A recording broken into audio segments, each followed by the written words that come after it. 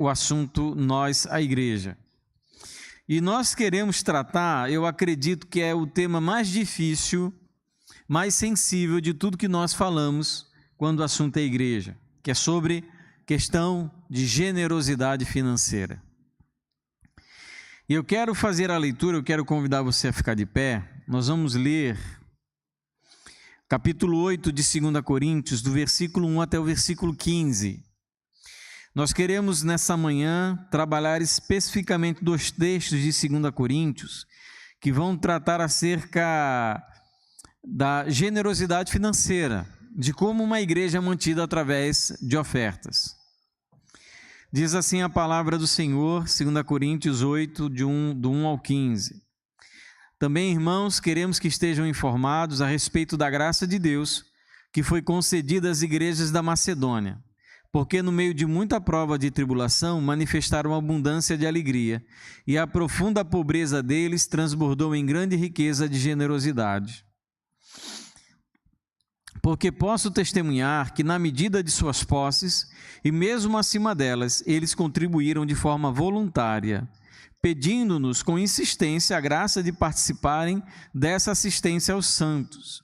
E não somente fizeram como nós esperávamos, mas pela vontade de Deus, deram a si mesmos, primeiro ao Senhor, depois a nós. Isto nos levou a recomendar a Tito que, assim como havia começado, também completasse essa graça entre vocês.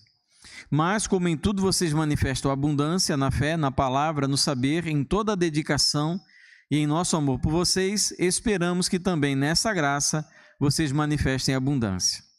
Nada disto, não digo isto na forma de mandamento, mas para provar se o amor de vocês é sincero, comparando com a dedicação dos outros. Pois vocês conhecem a graça do nosso Senhor Jesus Cristo, que sendo rico, se fez pobre por amor de vocês, para que por meio da pobreza dele, vocês se tornassem ricos.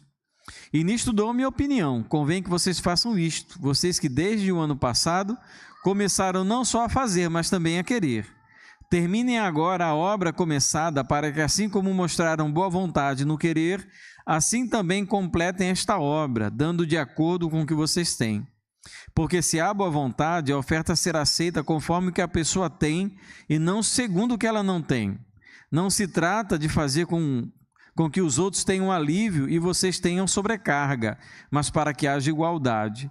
Neste momento, a abundância que vocês têm supre a necessidade deles, para que a abundância deles venha a suprir a necessidade que vocês vierem a ter.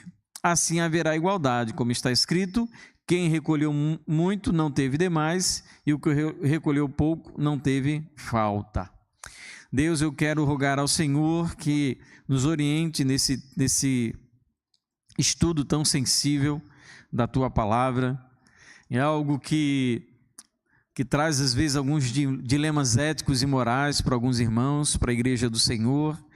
Eu sei que existem aqueles que abusam da boa vontade e da generosidade das pessoas, mas o que nós queremos é voltar o nosso coração para a Tua Palavra e entender o que ela diz sobre esse tema tão importante que trata acerca da vida da Tua Igreja. É a nossa oração em nome de Jesus. Amém? Podem sentar. Queridos, esse é o tipo do tema, eu acho que na verdade todos os temas que nós temos trabalhado aqui há domingos e domingos, né, sem fio, e muito tempo que falamos sobre coisas muito importantes. O tema de finança é algo crucial para uma igreja. E é um tema, tão espinhoso falar sobre finança, que às vezes chega a ser desagradável tratar sobre isso.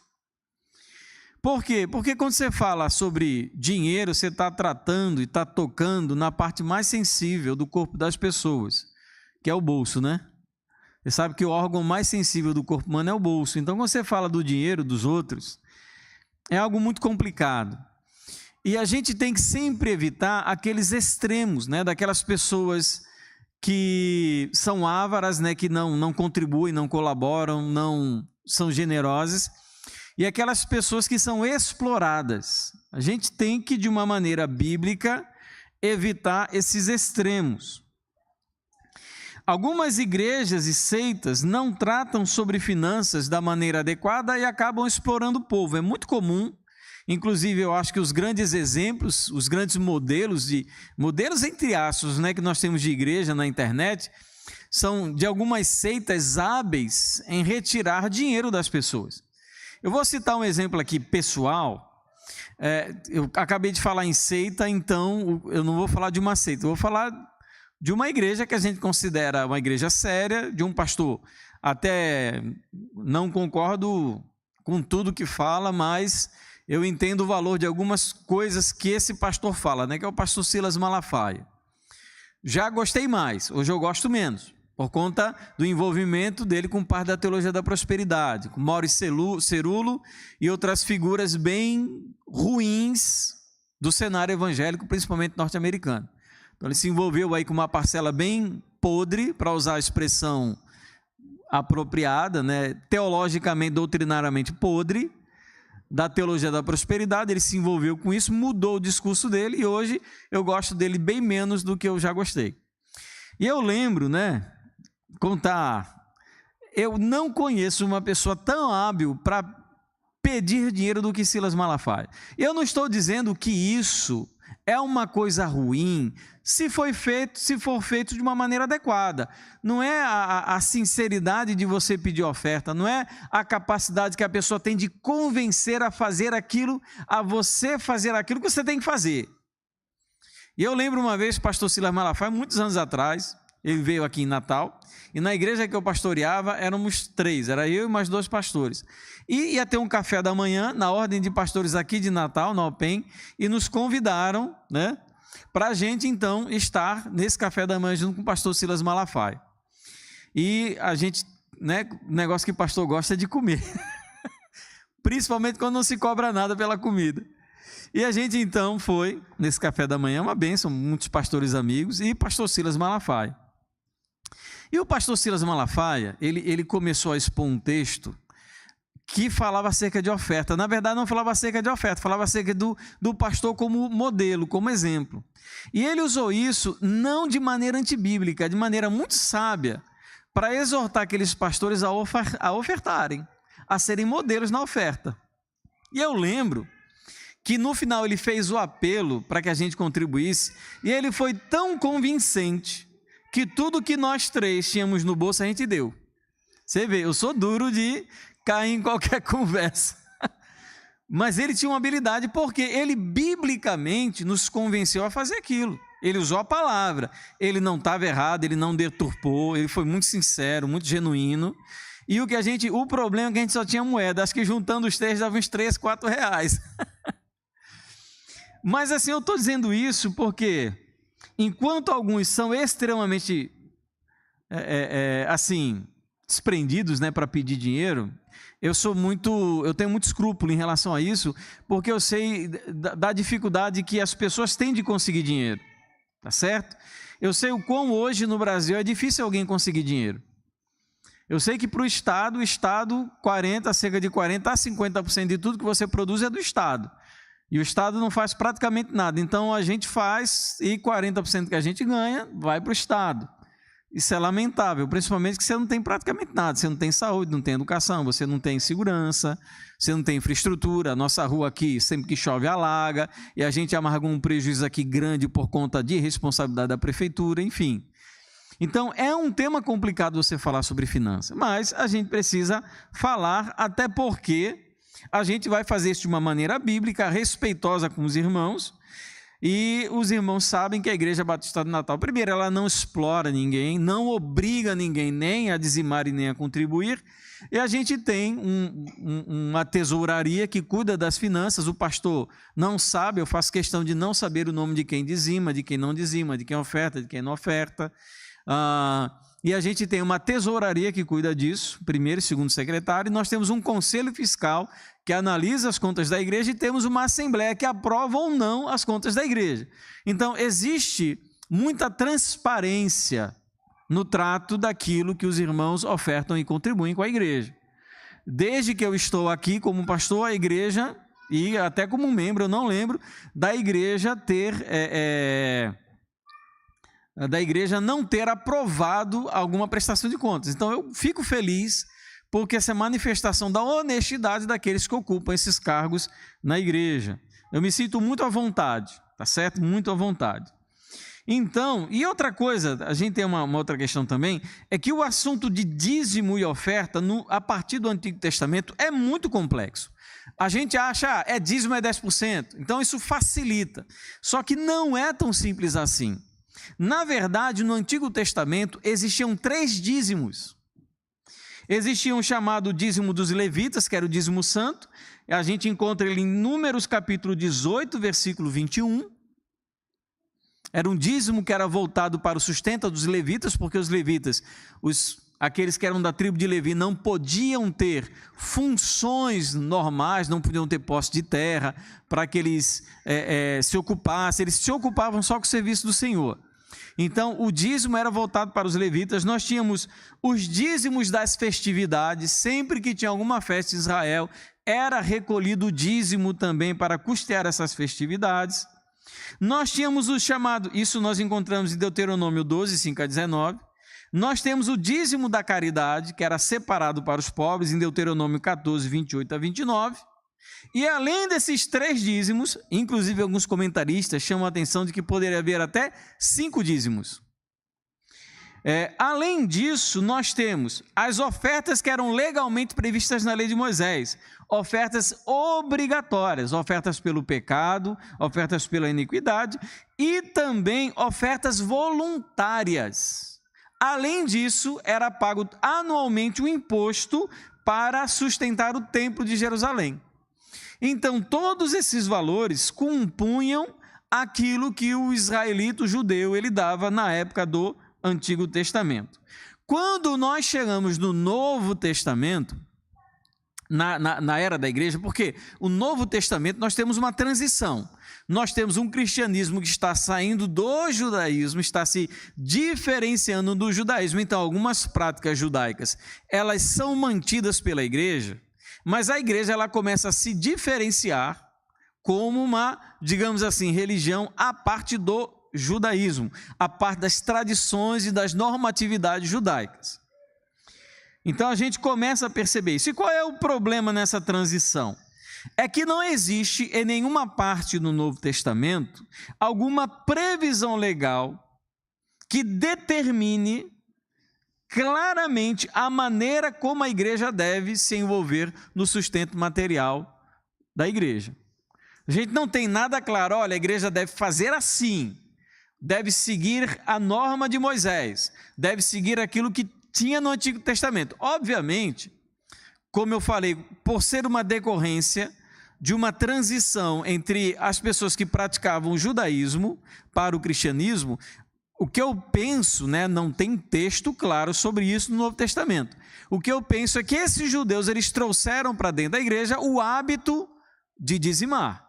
É o que a gente supõe, que esses judeus, eles trouxeram o hábito de dizimar como parte da tradição judaica. Então, eles não dizimavam mais, segundo a lei de Moisés, mas pelo hábito cultural do dízimo, eles continuaram assim, abençoando a igreja.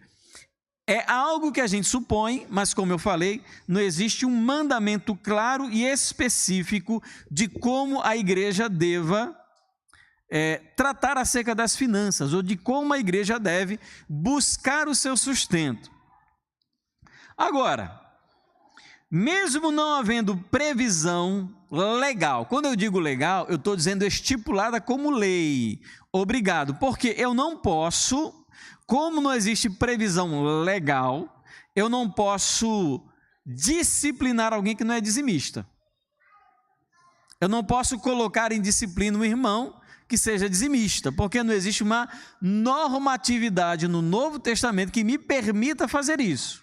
Mas, por outro lado, a falta de generosidade é pecado, e a falta de generosidade, sim, ela pode ser disciplinada. Eu lembro uma vez conversando, a gente estava numa palestra com o Dr. Shedd, o saudoso pastor Russell Shedd, e se questionou, um irmão que estava lá na plateia questionou essa questão, se o dízimo era para a época do Novo Testamento ou não. E eu sei que tem pastores que eu admiro profundamente que são favoráveis à prática do dízimo e outros que são contrários à prática do dízimo.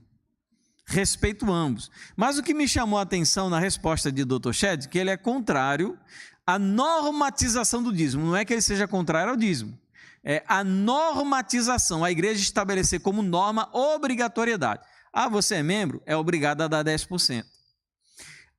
E ele diz o seguinte: não, irmão, eu acho que no Novo Testamento a gente tem que se orientar pela graça e pela generosidade, do dar e do contribuir. E ele perguntou: mas pastor, o senhor não acha 10% um número bom?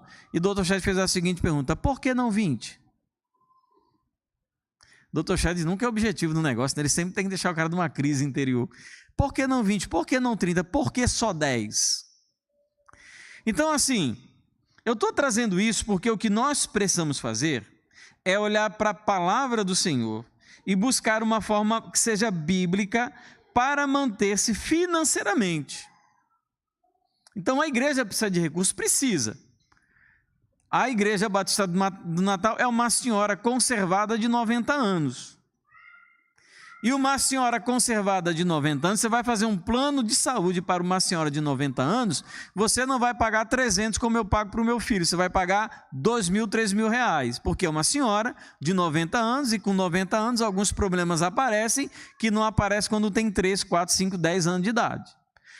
Então, a Igreja Batista do Natal tem demandas não apenas com pessoas, mas com a sua estrutura, em que exige que nós, como membros da igreja, participemos do seu custeio. Existe isso, os irmãos percebem, a gente está pintando a fachada, pastor, porque só a fachada? Porque a gente não tem dinheiro para pintar tudo. Pastor, mas está faltando isso, não sei o quê. A gente não tem dinheiro. Quem é membro da igreja aqui sabe das condições financeiras da igreja e como os irmãos eles trabalham para que a gente possa economizar. Os gastos que nós temos com água, com energia, eles sequer podem ser diminuídos, porque nós já chegamos ao mínimo possível de gasto com energia, de gasto com água e com outras situações aqui da igreja. Os nossos gastos, eles são muito pequenos quando se trata de uma igreja de 90 anos, no centro de Natal, com toda a estrutura que a gente tem. Então, amados, o que eu quero fazer? Mesmo sem entender o dízimo como uma obrigatoriedade sobre o qual eu não posso exigir de maneira legal, eu acho que o dízimo é algo muito importante para a gente usar como referência acerca da nossa generosidade. Por que eu acho isso? Primeiro, porque o dízimo, ele distribui a responsabilidade. O dízimo nos chama a atenção de que todos os que são beneficiados devem contribuir. É justo, e o dízimo chama a atenção disso. De que todos nós, no caso do judeu, participava da comunidade judaica, fazia uso do trabalho dos levitas, utilizavam o templo para adoração, então era justo que todos eles então tivessem responsabilidade também com os custos daquilo que eles eram abençoados. Então o dízimo eu acho importante porque primeiro ele nos chama a atenção de que nós temos responsabilidade. E se eu assumo a minha responsabilidade, eu deixo de trazer sobrecarga para aquele que também não tem tantas condições. Primeiro. Segundo, o dízimo, ele é uma boa referência porque ele é proporcional. É aquela história de quem tem mais, dá mais. Quem tem menos, dá menos. Então, isso vai trazer uma proporcionalidade. Então, 10% para quem ganha 100 mil é um valor. Eu não posso dizer agora, como eu já vi igreja, os irmãos vão dar R$1.000. R$1.000 para quem ganha 100 mil é pouco, mas para quem ganha 1.320 é muito. Então, o bom do dízimo é que ele estabelece algo que seja justo para todo mundo. Ele trata todos na igualdade. Quem tem mais pode dar mais e quem tem menos pode dar menos. Então, ele nos traz essa atenção da proporcionalidade. Aquele que tem R$1, ele dá de acordo com o real que ele tem. Aquele que tem R$100, já dá de acordo com os R$100 que ele tem. Então, eu acho importante a gente estabelecer o dízimo como padrão ou como princípio por conta da proporcionalidade. É uma espécie de proporção. E a gente pode até se ver de acordo com essa proporção. Espera aí, como diz o Dr. Shed, só 10%? Mas eu consigo dar 10%? Eu consigo ofertar com 10%? Ou nem isso eu consigo? Talvez você ganhe 20 mil reais. 10% de 20 mil é 2 mil. Talvez você esteja dando 200. É justo que quem ganhe R$1.000 dê 200 também? Não é justo. Então, a proporcionalidade do dízimo, ele vai trabalhar em cima de situações que são justas para todos. Mas uma outra questão importante também acerca do dízimo, como princípio fundamental da oferta, é que ele é constante. Não era eu dou dízimo agora, daqui a 5 meses eu dou de novo, não. Israel não era assim, não. Era todo mês, todo mês. Você não tinha colheita? Tirava a parte da colheita. Você não tinha produção de algum tipo de material? Tinha a produção de algum bem material? Você tirava daquilo. Era constante. Então era algo que acontecia sempre, porque o templo de Jerusalém não podia ficar ao sabor das pessoas quererem ou não dizimar. As coisas tinham que acontecer. Você tinha sacerdote, tinha levita, tinham pessoas ocupadas nas obras do templo e tudo isso demandava dinheiro. Não podia chegar mês que vem e não ter dinheiro. Então, é importante a gente entender o dízimo como um ponto de referência, porque ele é constante, sempre há provisão. Não depende do sentimento e do capricho, é um compromisso que eu tenho de prover mensalmente a obra do Senhor. Quarto, mesmo sendo um dízimo como referência, ainda assim havia espaço para a generosidade. Porque quando a palavra diz que você o Antigo Testamento diz que você devia dar 10%, ele não impedia você de dar 11%, de 12%, 20%, 30%. Aquela velhinha viúva que foi depositar, ela deu tudo que ela tinha. A lei impedia que ela fizesse isso? Não. Então, a lei ela traz uma referência dos 10% e ainda dá espaço para a generosidade. Por isso que no Antigo Testamento havia previsão de algumas ofertas que eram chamadas ofertas de gratidão. Então, além do dízimo, aquilo que era obrigatório, as pessoas poderiam também complementar com outras ofertas. Então, queridos, olhando para o dízimo, a gente tem que olhar para ele não como uma obrigatoriedade legal veterotestamentária. Nós precisamos olhar para o dízimo com base nos seus princípios e no que o dízimo nos ensina acerca da oferta. E com base nisso eu quero trabalhar 2 textos, um nós lemos em 2 Coríntios 8 e o outro é o texto de 2 Coríntios 9, que nós vamos ler, na verdade nós vamos estudar, não vamos ler. Mas antes de entrar no texto bíblico, eu quero fazer alguns apontamentos sobre dizimar e ofertar. Quando a gente trata sobre dízimo e oferta, nós percebemos a relação inseparável que existe entre espiritualidade e materialidade. Nós somos ensinados, ou fomos ensinados, a rejeitar como impuro tudo aquilo que é material. Então, nós temos uma escala de importância. Aquilo que é material, aquilo que é físico, é como se estivesse num patamar mínimo o mais desprezível possível. E aquilo que nós consideramos espiritual estivesse num patamar elevado. Então, o que é mais importante é orar ou contribuir? É orar. Porque nós entendemos os bens materiais como uma coisa desprezível, pecaminosa. E quando a Bíblia trata acerca de oferta e de dízimo, o que nós estamos percebendo é que ela vai ligar a questão da espiritualidade dos nossos bens materiais. Então, essa visão de um mundo material desprezível, ela não é bíblica, porque tudo que é material foi criado por Deus. Claro, a Bíblia condena o amor ao dinheiro, 1 Timóteo capítulo 6, versículo 10. Não condena o dinheiro em si não é nada, é só um objeto inanimado, mas quando você deposita o seu amor naqueles bens materiais, aí de fato existe um problema. Tanto que a avareza, o amor ao dinheiro, é condenado em vários lugares da Escritura, como Marcos 7:22, Lucas 12:15, Romanos 1:29, Colossenses 3:5, Efésios 5:3, 2 Pedro 2:3 e 14, Hebreus 13:5. São textos que condenam o amor ao dinheiro. E quando nós olhamos para o povo de Deus durante a sua história bíblica, nós vemos o quão abençoado materialmente ele foi. O povo de Israel, desde a fundação pelos patriarcas, lá em Abraão, era um povo muito abençoado financeiramente. Então nós não podemos entender que prosperidade material e financeira necessariamente seja uma coisa ruim, como muitos querem fazer acreditar. Ou aquela visão católico-romana da Idade Média, de você se desprender de todos os bens materiais e morar dentro de um barril, ou então em cima de uma coluna. Então essa visão ascética de desprezo pelos bens materiais, ela não é bíblica. O que a Bíblia condena é o nosso apego aos bens materiais. Isso é tão sério, amados, e a gente precisa analisar a maneira como lidamos com o nosso dinheiro, porque lá em Efésios capítulo 5, versículo 5, diz que os avarentos não entrarão no reino dos céus. Aquelas pessoas que amam o seu dinheiro, porque a Bíblia diz que o amor é idolatria, os avarentos, aqueles que amam, que são apegados aos seus bens materiais, eles não vão entrar no céu.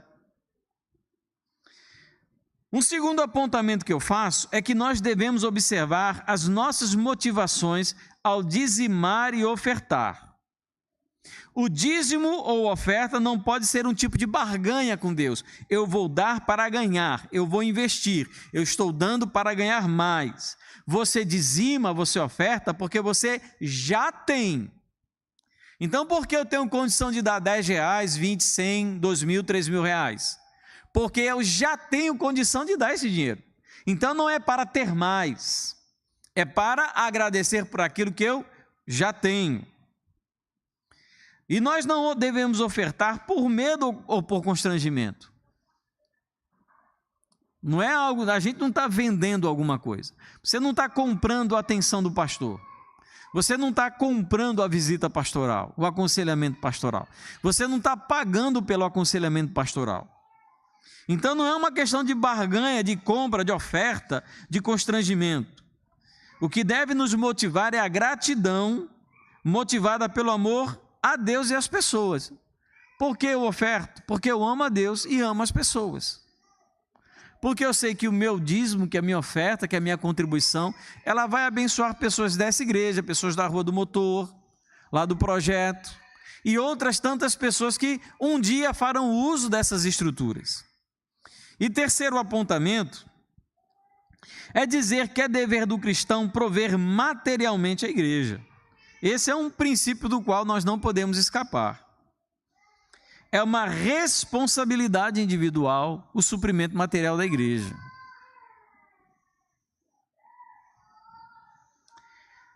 É uma responsabilidade individual e uma responsabilidade da comunidade cristã ofertar materialmente. É algo que nós devemos fazer. E como corpo nós devemos assumir essa responsabilidade. Então, amados, vamos voltar os nossos olhos para 2 Coríntios capítulo 8, 1 a 15, primeiro texto, que nós lemos agora. Primeiro, Paulo, ele vai se referir a uma oferta que está sendo feita na região da Macedônia, entre as igrejas da Macedônia, para ser encaminhada aos irmãos da igreja de Jerusalém. Esse é o contexto. Paulo, ele está levantando uma oferta nas igrejas da Macedônia e encaminhando essa oferta para os irmãos pobres em Jerusalém. E a igreja em Corinto, ela também assumiu esse compromisso de ofertar juntamente com essas igrejas. Convém dizer que as igrejas da Macedônia eram igrejas muito pobres. O texto diz isso e deixa bem claro. As igrejas da Macedônia eram igrejas pobres, enquanto a igreja de Corinto era uma igreja muito rica. Aí você pergunta, quem é que tinha mais disposição em ofertar? Eram as da Macedônia que eram pobres ou eram as de Corinto que eram ricas? As da Macedônia que eram pobres. A igreja de Corinto aparentemente estava tendo algumas dificuldades em levantar a oferta que eles se dispuseram a fazer. Eles não foram obrigados por Paulo. Eles estavam dispostos também a ofertar. O ato, então, da disposição e generosidade dos irmãos da Macedônia é marcante, porque o texto diz que eles, mesmo passando por tribulação, estavam demonstrando muita alegria, e mesmo sendo muito pobres, estavam produzindo muita riqueza de generosidade. Então você vê um grande contraste, não é pela capacidade financeira dos seus membros, mas é pelo tipo de generosidade que existe no coração das pessoas. O que falta às vezes não é dinheiro, o que falta é generosidade, é desprendimento material, é falta de amor ao dinheiro. Então, Paulo, ao que parece, Paulo quis dispensar as igrejas da Macedônia, que eram pobres. A gente encontra isso lá no versículo 4, né? Paulo diz assim para as igrejas lá da Macedônia, igreja pobre: gente, é o seguinte, não precisa contribuir não, vocês estão passando dificuldade, eu não quero contar com a oferta de vocês não, mas diz que as igrejas da Macedônia insistiram em participar da oferta. Ou como diz lá no versículo 4 do capítulo 8, pedindo-nos com insistência a graça de participarem dessa assistência aos santos.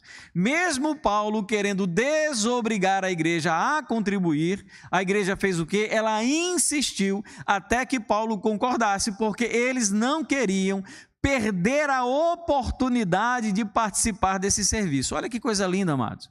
Pergunta é, alguém da Macedônia conhecia os crentes de Jerusalém? Não. Era distante, viu? Macedônia e Jerusalém era uma boa tirada, alguns dias de viagem. E então, a partir do versículo 3, começa a se perceber o tipo de generosidade que se deve ter no coração, que é a generosidade voluntária.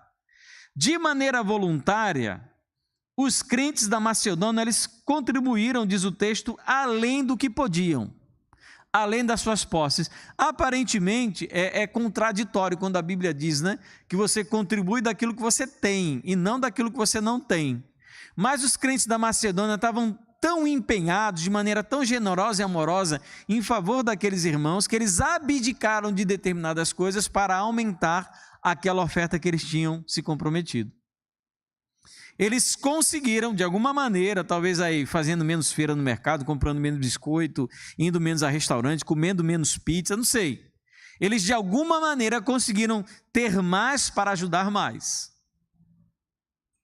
Fizeram muito mais do que o esperado, porque eles não apenas deram as suas ofertas, mas deram a si mesmos, a Deus e aos irmãos. Eu acho interessante, tem gente que acha que dar oferta é tudo. Ah, pastor, esse mês eu dei o dízimo, pronto, já cumpri minha obrigação.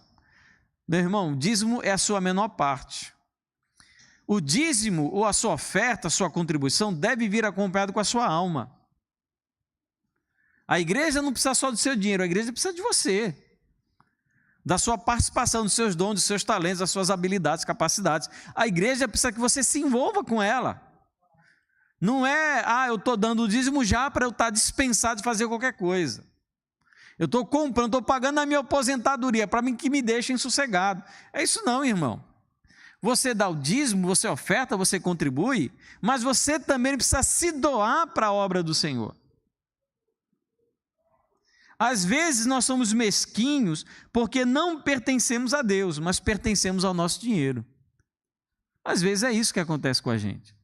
Não é que a gente ame a Deus ou deixe de amar a Deus, é que a gente ama mais ao nosso dinheiro, ao nosso conforto, do que a gente ama a Deus. E então Paulo, a partir do versículo 7, ele recomenda que os irmãos de Corinto sigam o exemplo dos irmãos pobres da Macedônia. É interessante, eu acho que existe talvez um tom de certa ironia na maneira como Paulo fala, mas existe uma provocação aqui no versículo 7. Porque Paulo escreve a primeira e segunda carta de Corinto, porque a igreja de Corinto se achava muito espiritual, porque tinha muitos dons. Lembra, lá em 1 Coríntios, tem toda a relação de dons na igreja de Corinto, como eles falavam em línguas, com os anjos, falavam em chinês, japonês, em coreano, falavam em todo tipo de língua. Lá era dom para cima e para baixo. E Paulo, então, escreve dizendo, vocês têm tudo, só não tem um amor. 1 Coríntios capítulo 13, é o que está faltando aí, vocês amarem. E aqui em 2 Coríntios capítulo 8, eles dizem, olha, vocês têm que seguir o exemplo da igreja da Macedônia. Já que vocês estão tão abastados com dons espirituais, olha versículo 7, como em tudo vocês manifestam abundância na fé, na palavra, no saber, em toda a dedicação e no nosso amor por vocês, esperamos que também nessa graça vocês manifestem abundância. Tá a graça de ofertar. Por quê, amados? O que Paulo está recomendando à igreja de Corinto é que eles tornem em real, de maneira concreta, aquilo que eles declaram. Pastor, a gente ama essa igreja. Só não se compromete financeiramente. Pode estar caindo o teto, pode estar tudo se acabando, a gente ama, viu? Estamos juntos.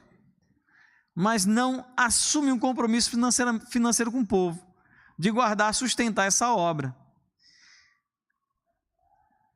Então, falta transformar aquela dedicação em algo que fosse concreto, visível. Aquele amor declarado se tornará real no compromisso da generosidade financeira. Versículo 8, não digo isso na forma de mandamento, mas para provar se o amor de vocês é sincero. Paulo está dizendo, você quer provar o amor de alguém? Veja como ela contribui. É como eu falei, a coisa mais sensível que existe na gente é o nosso bolso. Se a gente ama, a gente ajuda financeiramente. Se a gente não ajuda, podendo, é porque de fato a gente não ama. Não sou eu que estou dizendo isso. É Paulo que está dizendo isso para os irmãos lá em Corinto, acerca da oferta que estava sendo levantada. Aquele amor declarado se tornará real no compromisso da generosidade financeira, para que a gente possa ver o amor que as pessoas têm. Pastor, eu amo aquele projeto lá, do projeto de semente. Ajuda a igreja? Não, então não ama não. Se pode e não faz é porque não ama.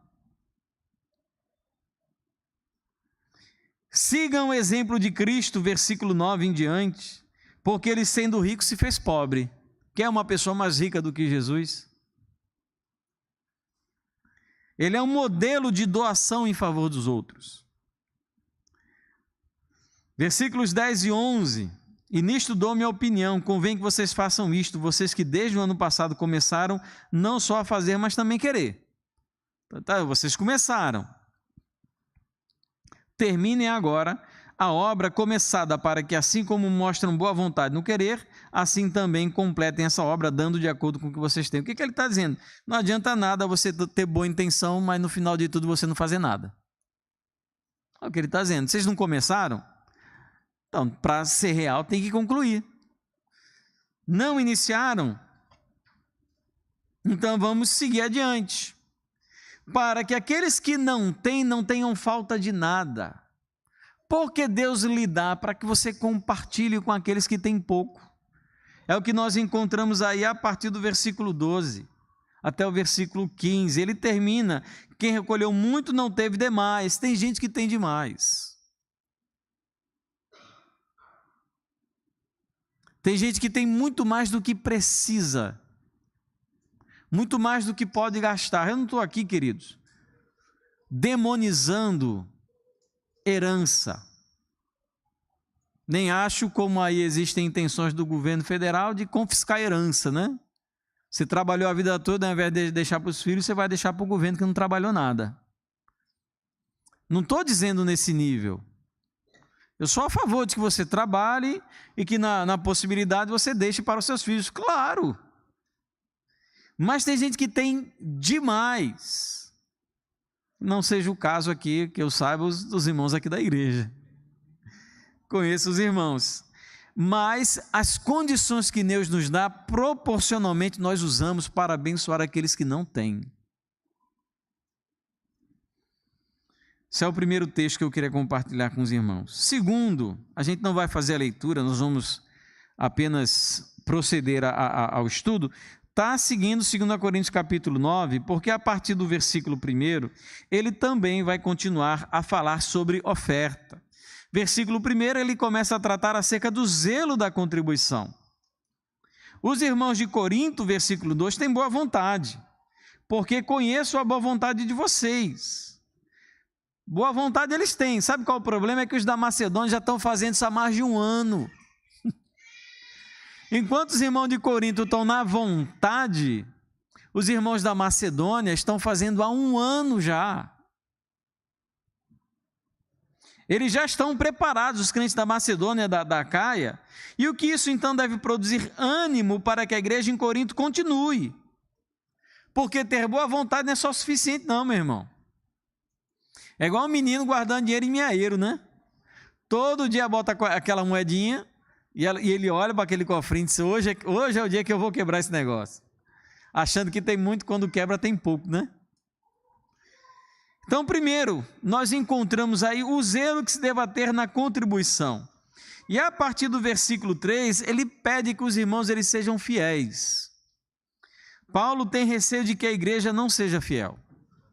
E é interessante como Paulo diz isso em 2 Coríntios 9, porque ele diz que ele já defendeu a igreja perante outras igrejas, falou do zelo da igreja. E ele tem medo que chegue ao final do tempo, quando ele vai fazer o recolhimento das ofertas na igreja de Corinto, eles não tenham separado nada. E ele diz, olha que vergonha vai ser para mim e para vocês. Porque eu disse para todo mundo já que vocês estavam empenhados em levantar essa oferta. E ele diz, então eu vou mandar uma pessoa para ajudar vocês a fazer esse recolhimento. Seria necessário fazer isso? Não, mas quando você não confia 100% na pessoa, tem que se fazer. A oferta, ela deve ser demonstração de generosidade e não de avareza, versículo 5, de 2 Coríntios 9. Portanto, julguei necessário recomendar aos irmãos que me precedessem na visita a vocês e preparassem de antemão a oferta que vocês prometeram, para que esteja pronta com expressão de generosidade e não de avareza. Generosidade no sentido de que assim como eles são ricos, a oferta também seja rica. A oferta siga a proporcionalidade financeira daqueles irmãos.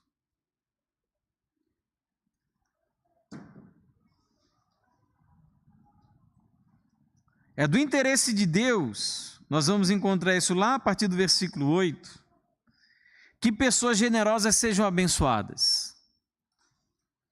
Deus ama aquele que dá com alegria, diz a palavra do Senhor.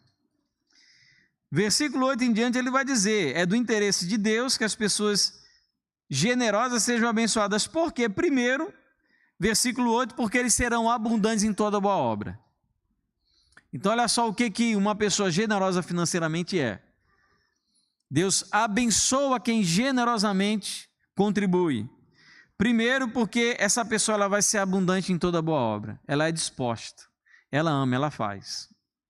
Segundo, porque ela vai produzir muito fruto de justiça, versículo 10. Terceiro, porque elas serão ainda mais generosas, versículo 11. E 4, produzirão nos outros gratidão a Deus, versículos 11 e 12. Então, por isso, é que Deus ele abençoa uma pessoa generosa, para que ela se torne mais abençoada e mais generosa ainda. Contribuir com amor e generosidade é uma manifestação da graça de Deus. Quem faz está debaixo da graça. E tendo falado isso, amados, quais são então os princípios que regem a contribuição financeira da igreja? Você pode chamar isso de dízimo, você pode chamar de oferta, de contribuição, mas existem 3 princípios que nós aprendemos com dízimo, que nós não podemos abrir mão. Primeiro, é o princípio da constância, está lá em 2 Coríntios 8:10. Esse princípio responde à questão, quando nós devemos contribuir? É o quando. Contribuir sempre para que haja suprimento abundante, Filipenses 4:18. Se o cristão possui recurso material, ele deve contribuir, independente de qual recurso seja esse. Gálatas 6:6 diz que se deve compartilhar materialmente com aquele que instrui a igreja na palavra. Eu lembro uma vez, eu visitando uma dessas igrejas do G12 aí, amalucadas, que correm à margem da Escritura, e não sei se vocês sabem, nessas igrejas tem a chamada oferta de primícia. O que é a oferta de primícia? É antes de você pega o seu dinheiro, antes de fazer qualquer coisa, você tem que dar uma oferta generosa para o pastor. Não é para a igreja, é para o pastor. Claro, a igreja paga o pastor, paga o pastor, mas tem uma oferta que é do pastor, que é chamada oferta de primícia. Ele vai lá e as pessoas vão, tem várias maneiras, né? Que eu vi, se coloca o paletó do pastor na frente do púlpito ali, e as pessoas vão e colocam a oferta, no final do culto o pastor leva toda aquela oferta para casa. Isso sem falar de dízimo e outras ofertas que eles são estimulados a dar. Não se trata disso. Mas um princípio que nós devemos ter é constância, é fazer sempre. Irmãos, eu pedi a Micarla, né? Micarla, eu queria algum relatório, alguma coisa que eu pudesse apresentar à igreja, porque muitas pessoas que vêm à igreja não vêm à Assembleia e não sabem da situação financeira da igreja. Mas nós temos, em se tratando de dizimistas e ofertantes costumeiros que têm constância, um número extremamente baixo de membros. Pessoas com as quais a gente pode contar todo mês, é um número extremamente baixo.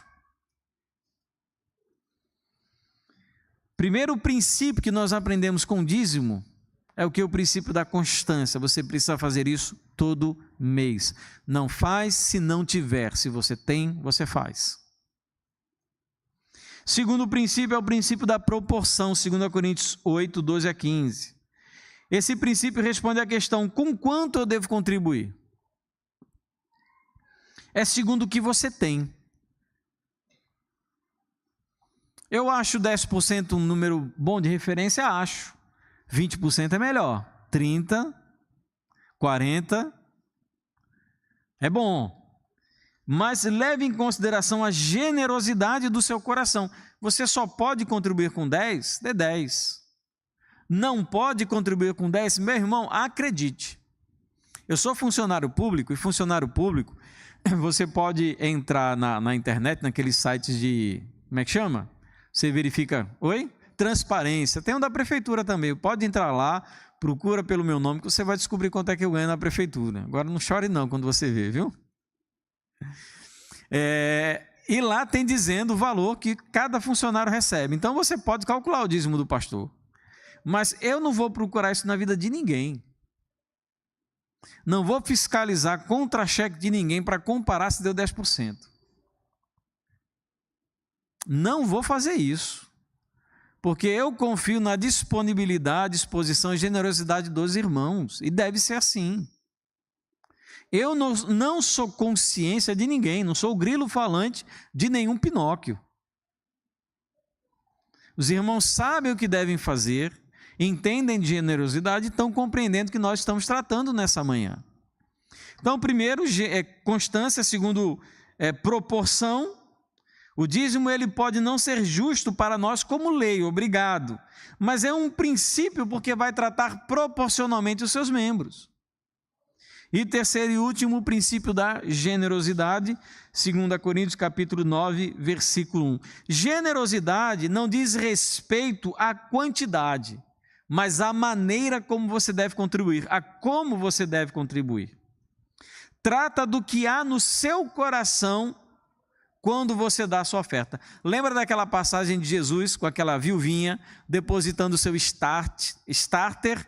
Era uma pequena, era a menor moeda. É como hoje, qual é a menor moeda no Brasil? 50 centavos, 25, 10 centavos, né?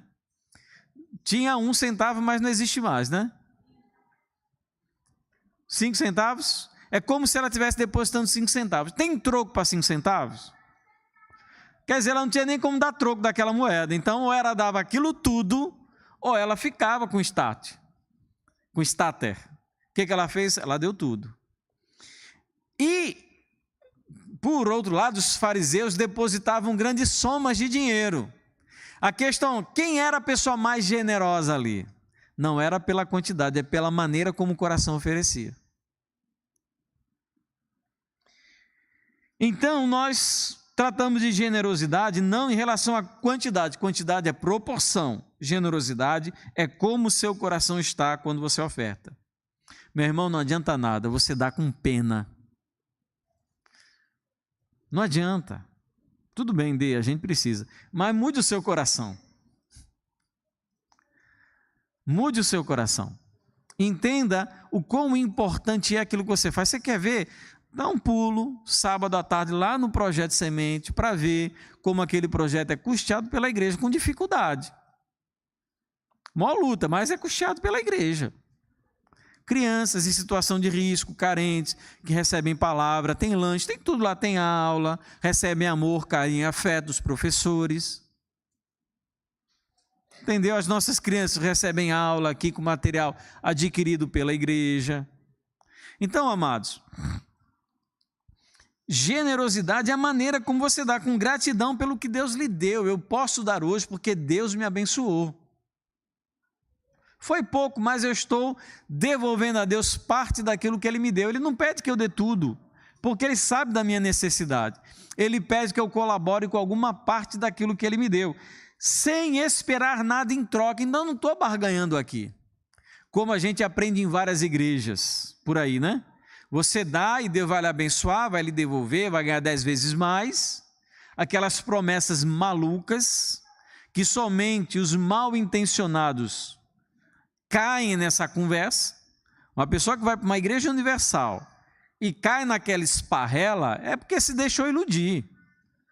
É o que seriam, como diz, né, no mundo, né, o que seriam dos espertos se não fossem os idiotas. Por que tem esperto? Porque tem gente que cai. Então vai nessa esparrela, você vai comprar um travesseirinho, uma rosa, vai participar do culto da prosperidade, não sei do que, e você gasta tudo que você tem e não vê nada de retorno. Bem feito, porque tem igreja muito melhor por aí. Ah, pastor, mas são pessoas, coitadas, inocentes. Inocente nada, meu irmão. Não tem inocente desse mundo, não. Entendeu? Então, assim, sem esperar nada em troca, e como disciplina do nosso amor ao dinheiro. A gente oferta para disciplinar o nosso coração a não amar, para que a gente aprenda a desapegar dessas coisas materiais. Como prova de amor a Deus e às outras pessoas, 2 Coríntios 8:8. Por que eu contribuo? Porque eu amo esse povo, porque eu amo essa igreja. E com alegria, não por tristeza ou por necessidade, 2 Coríntios 9:7. Eu oferto, eu contribuo, eu vejo aquele dinheiro saindo da conta do Banco do Brasil, indo para a conta do Banco do Brasil da igreja, e me dá alegria, porque eu estou compartilhando com a obra do Senhor. Não é com tristeza. Se você faz isso com tristeza, reavalie o seu coração. Talvez você não ame a Deus, talvez você ame o seu dinheiro, talvez você não ame a igreja, talvez você ame você acima de tudo. E diante disso, queridos, qual é a única conclusão que a gente pode chegar ouvindo essa reflexão? Simples. Vamos contribuir. Se você gosta de usar a expressão dízimo e você tem essa organização mensal para fazê-lo, faça. Talvez você se sinta desafiado a não dar 10, a dar 12, 13. Talvez a sua condição hoje seja não dar 10, seja dar 9. Eu não vou estipular aquilo que eu não posso fazê-lo biblicamente no Novo Testamento, eu não vou obrigá-lo a fazê-lo. Como eu disse, eu acho o 10% um valor interessante, proporcional à necessidade de cada um. Quisera que os irmãos fossem generosos além disso. Mas uma coisa é certa, se nós amamos a igreja que frequentamos e amamos a obra que essa igreja está realizando, nós temos um compromisso financeiro. E acredite, nós já fizemos tudo o que podíamos para cortar de onde nós nem teremos condições de cortar. Por respeito aos irmãos. Vocês nunca vão olhar para um pastor, para mim, pelo menos, como aquele que há de explorar financeiramente ninguém. Nunca vou fazer isso. Sou pastor desde 1900. A minha primeira ordenação foi em 1997. O que eu ganhei como patrimônio, como pastor? Nada. como pastor, financeiramente. Minha casa eu comprei toda com o ministério pastoral. Nada, eu não tenho absolutamente nada. Eu estou certo? Não, estou errado, porque eu tenho uma família para criar. Preciso ser mais cuidadoso das minhas finanças. Mas de 1997 para cá, ninguém pode levantar a mão para me acusar de ser uma pessoa que vive explorando as pessoas do ministério. Ninguém pode fazer isso. Talvez as pessoas possam me acusar de algum outro erro ou pecado, mas esse jamais eu cometi. Meu primeiro ministério pastoral, fui para Carnaubás, eu não recebi absolutamente nada da igreja. Eu trabalhava voluntariamente como pastor e eu trabalhava como professor numa escola particular para me sustentar. Voltei para a igreja onde eu pastoreei 17 anos. Cheguei e não recebi recurso nenhum. Depois de muitos meses ou anos, eu não lembro, passei a receber 50 reais, de oferta da igreja, pastoreando a igreja. E se eu for comparar o que eu recebi quando eu saí de lá com o que recebo hoje, muitos anos, a diferença é praticamente nula. E os irmãos jamais me viram reclamar de nada.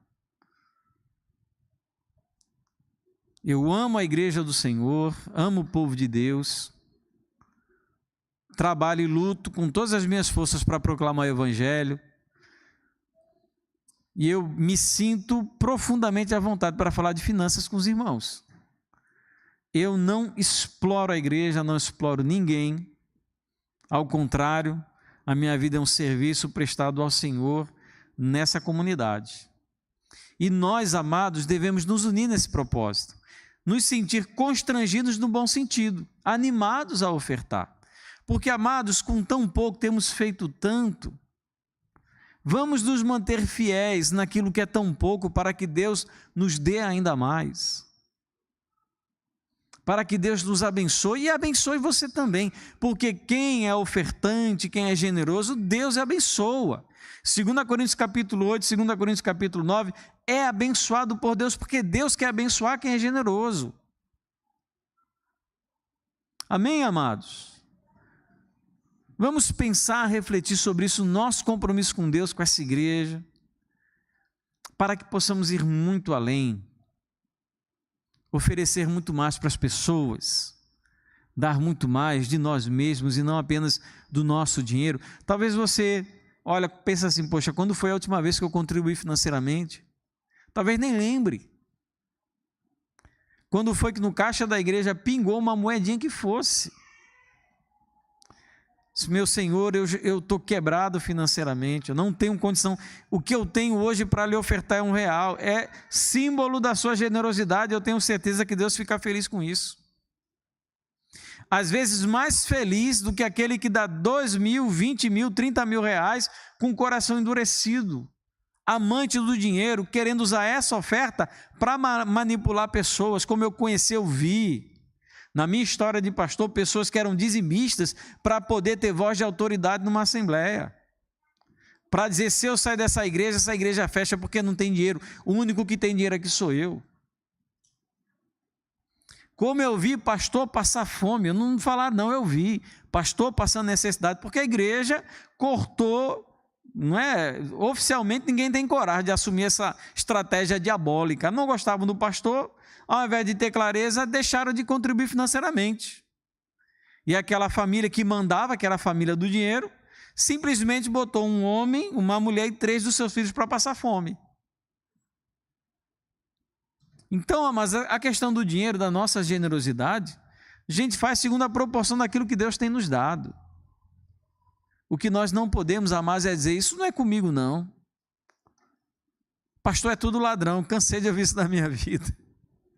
Pastor é tudo ladrão, eu vou dar dinheiro lá para o pastor. Acredite, meu irmão. A luta é grande, viu? A luta é grande. Todos nós somos brasileiros, né? Sabemos o quão o nosso país é difícil de viver. Mas nós temos uma obra para sustentar.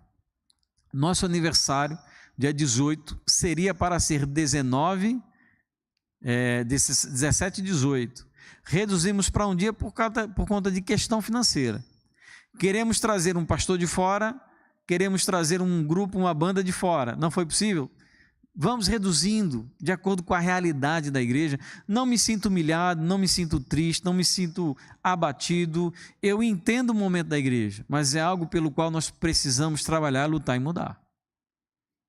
Eu não quero pedir demais para os que já dão muito. O que eu peço é aqueles que ainda não assumiram um compromisso de coração, por menor que seja. É para esses que eu estou dizendo. Eu sei que tem irmãos aqui que são extremamente fiéis, além até daquilo que poderiam, mas tem alguns que não são. Ah, pastor, você ouviu o relatório financeiro, sabe quem? Não sei não, é porque toda a igreja é assim, irmão. Todo lugar é assim. Eu sou pastor desde 97, eu sempre vi isso acontecer. Tem gente que dá demais, tem gente que não quer assumir o compromisso. E todos nós, amados, devemos assumir esse compromisso.